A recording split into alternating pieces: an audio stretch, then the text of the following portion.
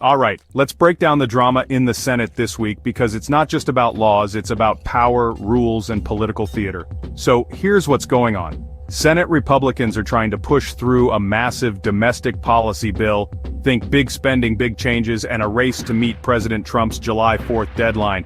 But there's a catch. Meet Elizabeth McDonough, the Senate Parliamentarian. She's not a household name, but right now she's front and center.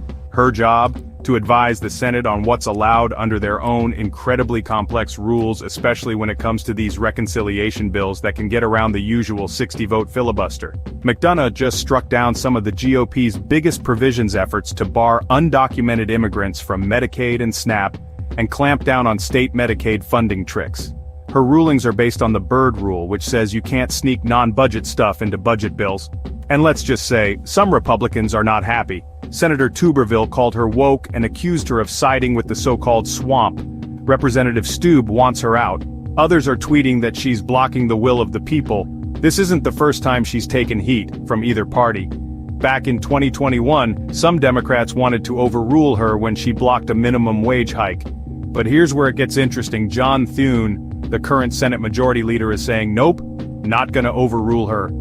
He argues that going after McDonough would break with Senate tradition, and maybe even open the door to eliminating the filibuster altogether. That's a Pandora's box nobody seems ready to open because the filibuster is a big part of what makes the Senate, the Senate. So, what's really at stake? On one hand, there's a loud call from some on the right to push aside the rules and get their priorities passed, no matter what. On the other hand, there's a quieter but powerful argument for respecting the norms that have kept the Senate functioning for decades, even when it's messy, slow, and yes, sometimes frustrating. And McDonough herself? She's not elected, not a lawmaker, but she's lasted under both parties, survived literal attacks on the Capitol, and remains the Senate's referee-in-chief when things get wild.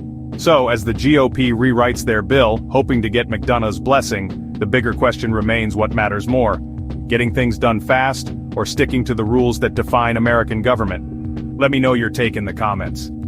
Is it time for the Senate to change how it works, or is playing by the rules the only way to keep politics from spiraling